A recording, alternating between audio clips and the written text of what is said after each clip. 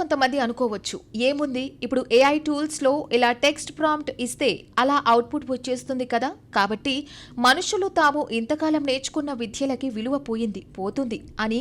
నిజానికి అలాంటి ప్రమాదమే లేదు. ఎందుకంటే ఏఐ అన్నది ప్రతి రంగంలోనూ పనిని సులువు చేస్తుందే తప్ప నేరుగా మనిషి సామర్థ్యాన్ని అది పెంచదు. ఒక మనిషి సామర్థ్యం అనేది అతను స్వయంగా ఏదైనా నేర్చుకుంటేనే పెరుగుతుంది. ఏఐ వచ్చినంత మాత్రాన టాలెంట్ ఉన్నవాళ్లు లేనివాళ్ళైపోరు, లేనివాళ్లు ఉన్నవాళ్లుగా మారిపోరు. కానీ ఏఐ వల్ల నేర్చుకోవడంలో స్పీడ్ పెరుగుతుంది, పనిలో సాయం లభిస్తుంది, అంతవరకే. ఒక ఇద్దరు వ్యక్తులు ఉన్నారనుకుందాం. ఒకరు ఎంతో కాలంగా గొప్ప రచనలు చేసిన వ్యక్తి, మరొకరు ఏనాడు రచనలు చేయడమే తెలియని వ్యక్తి.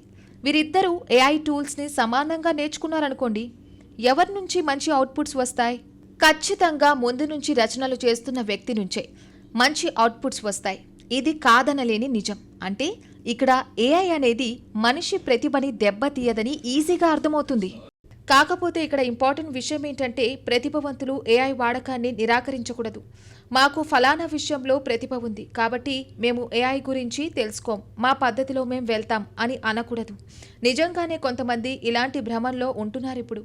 నేను ఆల్రెడీ గొప్ప రచయితని, నేను ఆల్రెడీ గొప్ప పెయింటర్ని లేదా గొప్ప ప్రోగ్రామర్ని, ఈ ఏఐ టూల్స్ నాకెందుకు? అవన్నీ ప్రతిభ లేని వాళ్ళ కోసం, విషయాలు తెలియని వాళ్ళ కోసం. ఏఐ నేనెందుకు నేర్చుకోవాలి?